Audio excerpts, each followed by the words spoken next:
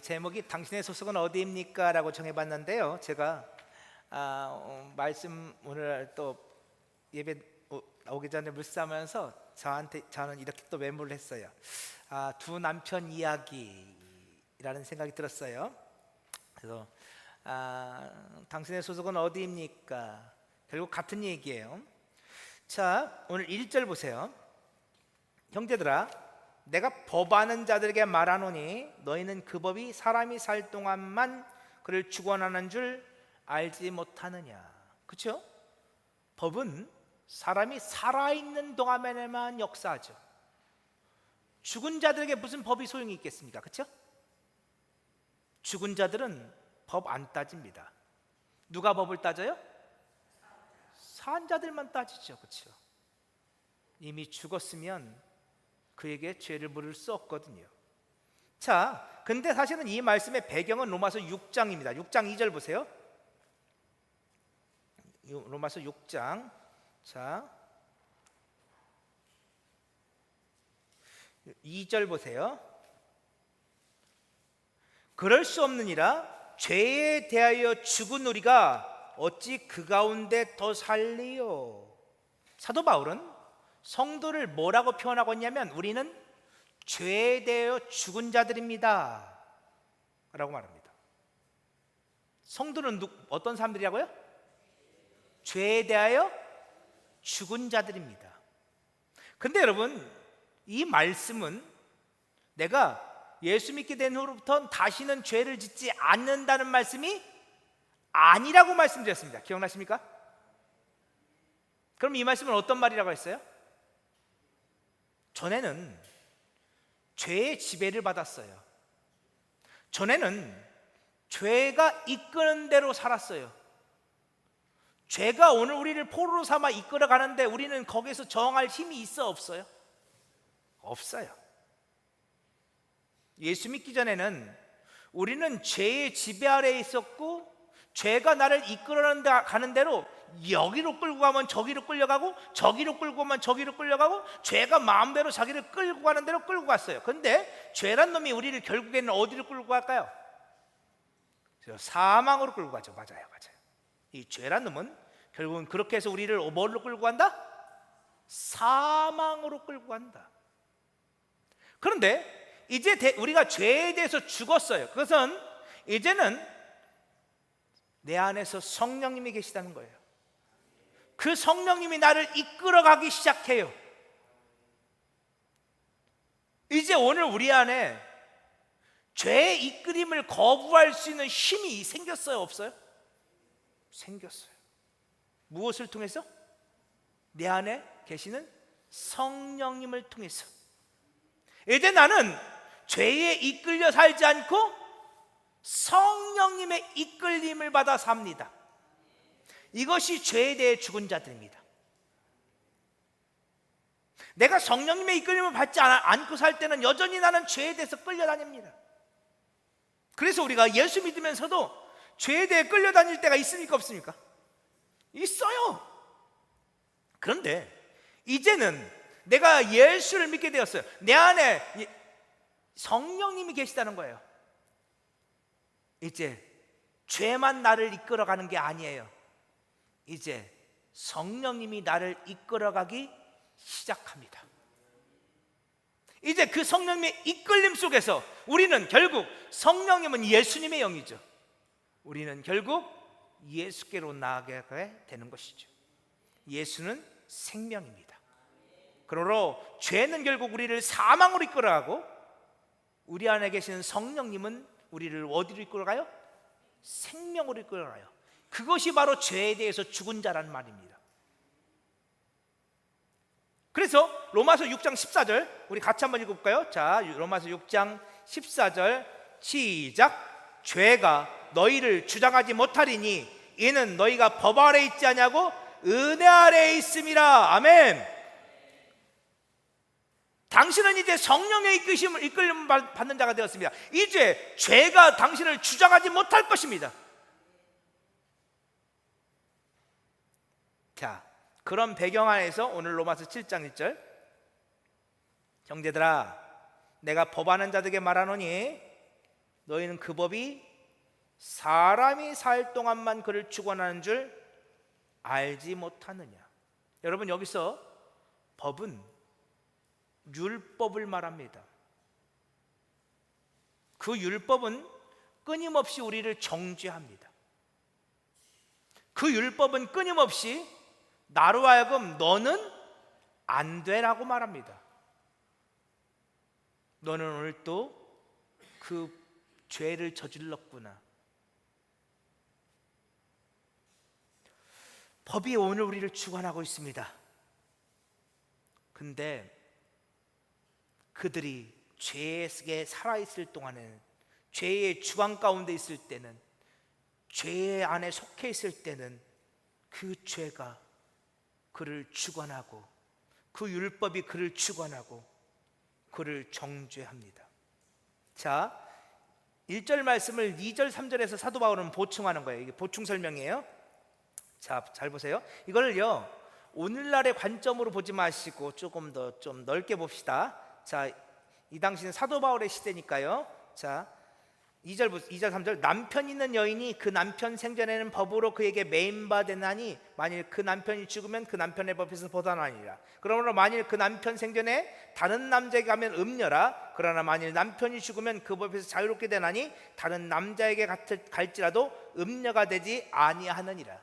여러분, 이건 그냥 남편과 아내의 이야기를 하는데 여인들만 이야기하거든요. 근데 이거는 오늘날을 보면 남편들도 마찬가지죠.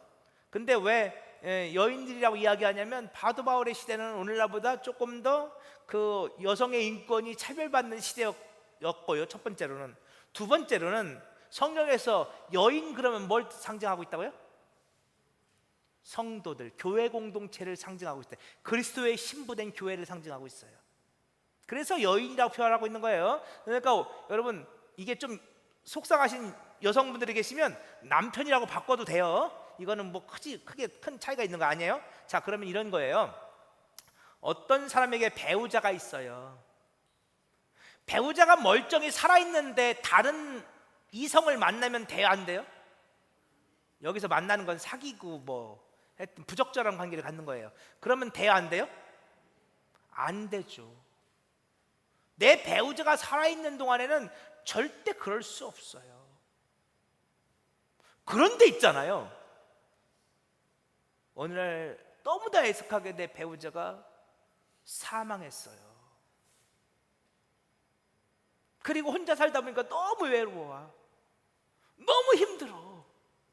혼자 사는 것이, 혼자 밥 먹고 혼자 잠자고 혼자 아침에 눈을 뜨면 혼자 일어나고 또 혼자 아침밥 해먹고, 혼자 사는 게 너무 외로워. 그래서 다른 이성을 만나면 됩니까, 안 됩니까? 이미 배우자가 죽었다니까요. 돼요, 안 돼요? 그건 되죠, 그렇죠? 여러분도 된다고 생각하죠? 예, 그래요. 그건 축하할 일이죠, 사실은, 그렇죠? 예, 축하할 일이잖아요. 지금 그 얘기를 하는 거예요. 그러니까 만일 배우자가 죽었어, 근데 그에게 또 다른 이성이 생겼다면, 그리고 좋은 나머지 그의 인생을 함께 살아갈 그런 인생의 동반자가 생겼다면 그건 축하할 일이죠. 그래서 3절을 보면, 만일 남편이 죽으면 그 법에서 자유롭게 되나니 다른 남자에게 갈지라도 음녀가 되지 아니하느니라. 그렇죠? 남편이나 아내가 멀쩡히 살아있는데도 다른 이성을 만나면 그들은 음녀예요. 음녀의 반대말은 음남인가? 아무튼 뭐 하여튼 그렇죠? 하여튼 그건 옳지 않은 거예요. 그런데 배우자가 죽었다고 하면 문제가 달라지죠. 그것처럼 복음과 율법도 마찬가지예요. 자, 보세요. 4절 보세요. 4절. 그러므로 내 형제들아, 너희도 그리스도의 몸으로 말미암아 율법에 대하여 죽음을 당하였으니 이는 다르니 곧 죽은 자 가운데 살아계신 이에게 가서 우리가 하나님을 위하여 열매를 맺게 하려 함이라. 아멘. 잘 보세요. 너희도 그리스도의 몸으로 말미암아, 다시 말하면 그리스도 예수 그리스도의 십자가의 죽으심으로 말미암아, 이렇게 바꿔도 돼요. 예수님의 그 십자가의 죽으심으로 말미암아, 예수님의 그 은혜로 말미암아 오늘 우리도 이제 율법에 대하여 죽임을 당하였다. 이제 예수님이 십자가의 죽으심으로 말미암아 이제는 나는 율법에 대해서 죽은 자가 되었다. 더 이상 율법이 나의 남편이 아닌 거예요. 나는 이제 율법에 대해서 죽었어요. 나는 그리스도와 함께 연합되었고 그 십자가 안에서 나는 죽었어요. 이제 오늘 우리는 그 율법에 대해서, 율법이 나를 더 이상 내 남편이 되어서 나를 정죄하지 못해요. 이제 나는 율법에 대해서 죽었어요. 그래서 이제는 이는 곧 다른 곧 죽은 자가 어디서 살아나는 이게 가서, 여기서 가서라는 단어가 중요해요. 그래서 오늘 제가 제목을 당신의 소속은 어디입니까? 라고 적은 거예요. 가서. 이 가서가 이게 헬라어로 기노마예요. 기노마이. 근데 이 기노마이가 무슨 뜻이냐면 어떤 소속이 된다, 이런 뜻이에요. 내가 어디에 속하게 된다, 어떤 소속이다, 어떤 단체의 일원이 된다, 이런 뜻이에요. 그러니까 이런 말이에요. 우리가 지난날에는 죄에 속한 자였어요. 다시 말하면 율법의 지배 아래 있었어요. 우리는 율법이라는 남편 안에서 우리는 죄에 속한 자가 되었어요. 왜? 율법은 자꾸만 오늘 우리의 죄를 지적해요. 여러분, 율법의 앞에 우리가 서면 뭐만 드러나요? 나의 죄만 드러나요. 자꾸만 나의 죄가 드러나요. 이제 오늘 우리는 그래서 죄에 속한 죄가 되었어요. 그런데 주님께서 십자가에서 우리를 대신하여 죽어주심으로 말미암아 오늘 우리는 이제 율법에서 벗어났어요. 이제 우리는 누구의 소속이 되었어요? 죽은 자 가운데서 다시 살아나신 바로 그분, 누구요? 예수의 소속이 되었어요. 전에는 율법에 속한 자인데 이제는 예수에 속한 자가 됐어요. 이제는 복음에 속한 자가 되었어요. 전에는 죄에 속한 자였는데 이제는 은혜에 속한 자가 되었어요. 지금 사도 바울이 이 이야기를 하고 있는 거예요. 오늘 우리는 소속이 바뀌었습니다. 성도는 소속이 바뀐 자입니다. 이렇게 바꿀 수도 있어요. 성도는 남편이 바뀐 자입니다. 지난날에는 율법이라는 남편이 있었어요. 나는 그 율법에 속하여서 날마다 죄 가운데 있었지요. 근데 이제는 우리가 예수라는 남편을 얻게 되었어요. 근데 그것이 불법이 아니에요? 불법이 아니라는 거예요. 왜? 우리는 그 예수 안에서 죽었기 때문에. 이미 우리는 죽었어요. 그리고 다시 살았어요. 예수 안에서 죽고 다시 살았기에 오늘 우리는 예수라는 신랑을 맞아들여도, 남편을 맞아들여도 그것은 전혀 불법이 아니라는 거예요.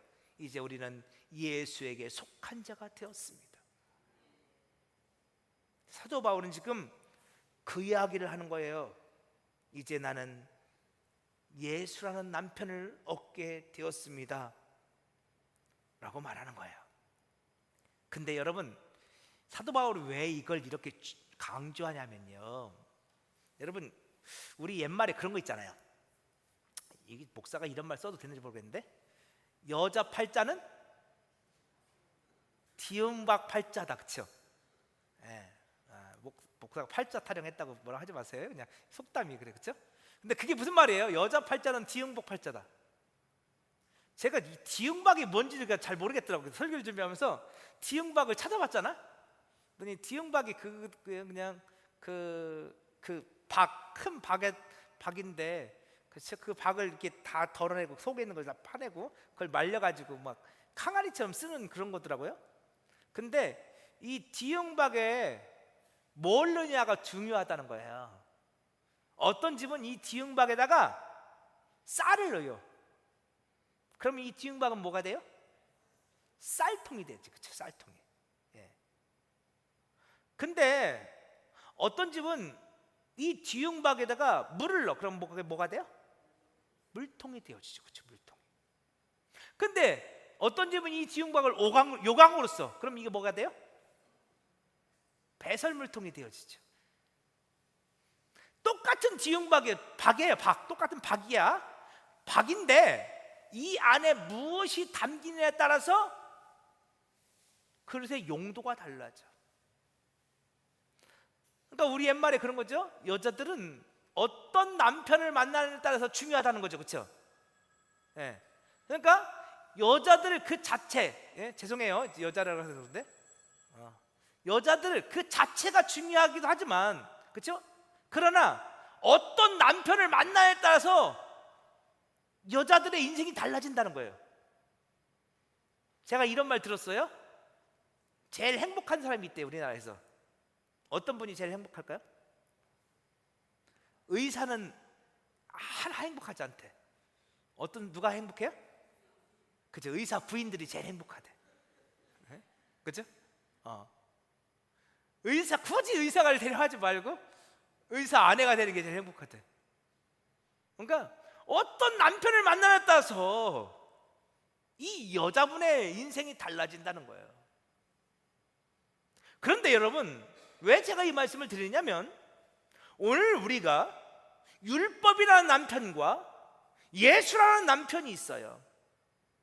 오늘 우리가 율법의 신부가 되느냐 예수의 신부가 되느냐에 따라서 오늘 우리의 인생이 달라진다는 거예요.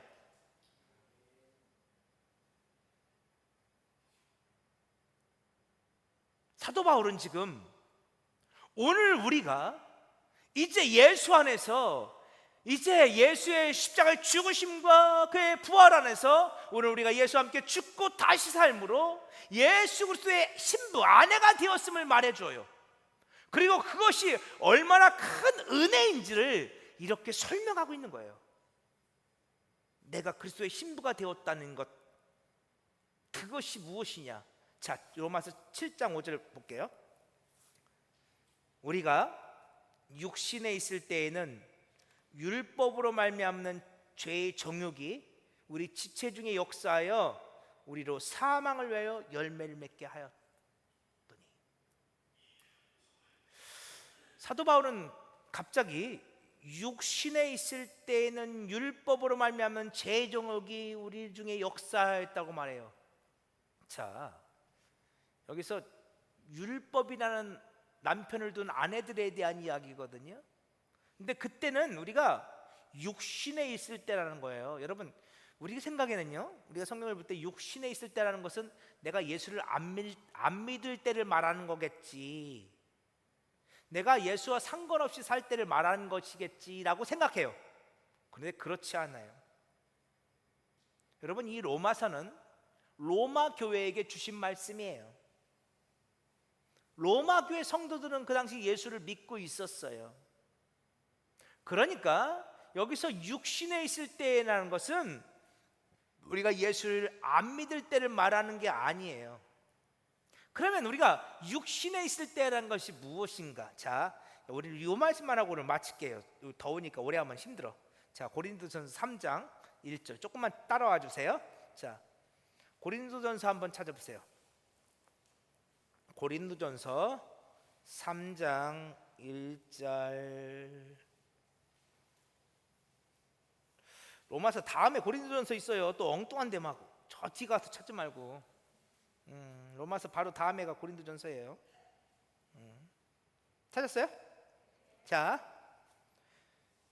읽어볼게요. 형제들아, 내가 신령한 자들을 대함과 같이 너희에게 말할 수 없어서 육신에 속한 자, 곧 그리스도 안에서 어린아이들 대함과 같이 하노라. 자, 보세요.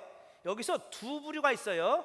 신령한 자들, 이게 우리말로 성경에 신령한 자라고 번역되어 있는데요, 우리가 무슨 이런 말 들으면 우리 꼭 무슨 산신령, 뭐 도사, 뭐 이런 거 생각나잖아요. 그래서 우리는 그런 관념을 생각하는데, 이 신령한 자들은 하나님의 성령에 속한 자들이라고 번역해 놓은 게 더 좋아요. 성령에 속한 자들이에요. 성령에 속한 자들이 있고요, 또 뒤에 보면 어떤 사람들이 있어요? 육신에 속한 자가 있어요. 육신에 속한 자. 그런데 육신에 속한 자가 어떤 사람들이에요? 성경 잘 보세요. 저보지 말고 곧 이러면 곧 그러면 그 육신에 속한 자를 설명하는 거잖아요. 육신에 속한 자 곧 그리스도 안에 있지만 어린아이들이죠. 영적으로 어린아이들. 그들이 육신에 속한 자들이에요. 자, 그리스도 안에 있어요. 그들이 교회 밖에 있지 않아요. 육신에 속한 자들이 있는데 그들은 교회 밖에 있지 않아요. 교회 안에 있어요. 그리스도 안에 있어요. 근데 그들은 영적으로 어떻다? 어린아이 같은 자들이에요. 그러면 이게 무슨 뜻일까? 영적으로 어린아이라는 게 무슨 뜻일까? 자, 바로 그 앞에 고린도전서 2장 한번 보세요. 고린도전서 2장 12절.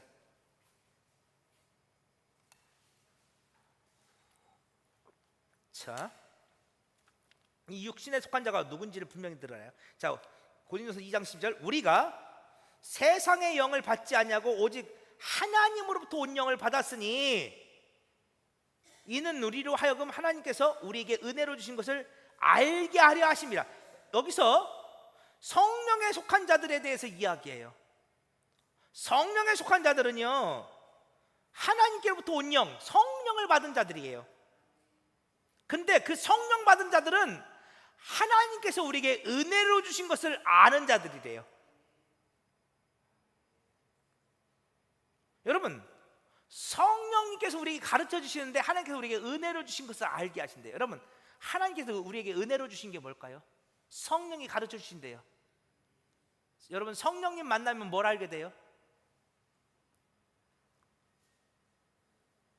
이제 이 정도 나와야 되는데, 성령은 우리에게 뭘 가르쳐 주시게 오신 영이에요? 그렇지요, 예수. 제가 요한복음 15장 26절 읽어드릴게요. 요한복음 15장 26절. 내가 아버지께로부터 너희에게 보낼 보혜사 곧 아버지께로부터 나오시는 진리의 성령이 오실 때에 그가 나를 증언하실 것이요. 진리의 성령님, 그 보혜사 성령님께서 오실 때에 그가 예수, 당신을 증언하실 거라고 예수님 말씀하세요. 성령님은 예수님의 영이에요. 성령님은 누구를 증언하고 있다고요? 예수요. 성령님은 시종일관 예수를 증언하고 있어요. 그러므로 성령에 속한 자들은 성령님을 통해서 하나님께서 은혜로 주신 예수를 알아요. 어떤 예수요? 십자가에 못 박히시고 죽으시고 부활하신 예수요. 성령에 속한 자들은요, 말씀 속에서 예수를 아는 자들이에요. 제 말이 아니고 성령 말씀이 이렇게 써 있잖아요. 성령에 속한 자들은요, 성령 받아서 십자가에 죽으시고 부활하신 예수를 안다고요. 그 예수를 나의 구세주로, 구주로 고백한다고요. 예수가 나의 주인이라고 고백한다고요. 예수가 나의 신랑이라고 고백한다고요. 그들이 성령에 속한 자들이에요. 그러면 육신에 속한 자들은 어떤 사람들일까요? 계속 보세요. 고린도전서 2장 14절. 2장 14절. 육에 속한 사람은 하나님의 성령의 일들을 받지 아니하나니 이는 그것들이 그에게는 어리석게 보임이요 또 그는 그것들을 알 수도 없나니 그러한 일은 영적으로 분별되기 때문이라. 자 보세요. 육에 속한 사람은 하나님의 성령의 일들을 받지 않았어요. 성령 받지 못했어요. 그래서 그들에게 성령님이 증거하시는 예수가 어떻게 보여요? 어리석게 보여요. 육에 속한 사람은요, 성령이 증거하시는 예수가 어떤 예수? 십자가에 못 박히시고 죽으시고 부활하신 그 예수가 어리석게 보여요. 성령 받지 않은 사람들, 육에 속한 사람들은 그 예수를 알아요, 몰라요? 교회 안에 있지만 몰라요. 예수 믿는다고 말하지만 그들은 몰라요. 여러분, 이게 육에 속한 사람이에요. 그러니까 성령에 속한 사람은 성령님에 의해서 예수가 밝히 보여요. 어떤 예수? 다시 말해요, 십자가에 못 박혀 죽으시고 부활하신 예수예요. 그런데 육에 속한 사람, 성령 받지 못한 사람은 교회 공동체 안에 있지만 그 십자가에 못 박혀 죽으시고 부활하신 예수가 어리석게 보여요. 그들은 그런 예수가 싫어요. 그래서 그분들에게 십자가에 못 박히신 예수, 죽으시고 부활하신 예수를 말하면 그들은 그렇게 반응해요. 또 예수야? 아, 지겨워 죽겠어. 또 예수야? 그런데요, 예수를 믿는다는 것은 그렇게 예수 안에서 우리의 소속이 바뀌어지는 거예요. 지난날에는 내가 율법에 속했어요. 말씀을 봐도 율법으로 보았어요. 그런데 이제는 내 안에서 예수가 보여지기 시작해요. 말씀을 보면 온통 뭐로 보여요? 예수로 보여요. 지금 사도 바울이 그 이야기를 하고 있는 거예요. 다시 로마서 7장 5절만 읽고 마칠게요. 자, 보세요. 우리가 육신에 있을 때 아직 성령을 받지 못했어요. 교회 공동체 안에 있지만 아직 성령을 받지 못했어요. 말씀을 보는데 다 율법으로만 보여요. 그들에게는 십자가에 달리신 예수가, 그리고 부활하신 예수가 어리석게 보여요. 그들은 율법에 속했거든요. 근데 그 율법이 오늘 우리의 죄를 지적해요. 그래서 결국은 그 율법에 찔려서 우리는 뭘 맺어요? 사망이라는 열매를 맺을 수밖에 없다는 거예요. 아무리 우리가 율법을 지키고 살아도 결과는 뭐다? 사망이다. 우리가 율법대로 예수를 믿으면요, 그 결과는 사망이에요. 그러나 우리가 예수 믿으면요, 우리는 구원받아요. 지금 사도 바울이 그 이야기를 하고자 하는 거예요. 오늘은 날 더우니까 여기까지만 할게요. 또 길어져, 더 하면. 그래서 제가 아까 예배 올라오면서 여기까지만 하자, 제가 쫙 잘라버렸어요. 더 이상 하면 안 된다. 여러분, 그래요. 중요한 게 있어요. 오늘 우리 소속이 바뀌어야 돼요. 여러분의 주인이 누구예요? 여러분의 남편이 누구예요? 여러분, 근데요, 그것은 그냥 구호가 아니에요. 그건 실제적인 거예요. 예수가 나의 주인이에요. 예수가 나의 남편이에요. 난 이제 그 예수 안에서, 그렇죠? 여자 팔자는 뒤용박 팔자라니까요. 나는 이제 그 예수 안에서 사망이라는 열매가 아니라 생명이라는 열매를 맺는다니까요. 그 예수가 내 남편입니까? 아멘. 여러분, 그 믿음의 고백이 있어지기 원합니다.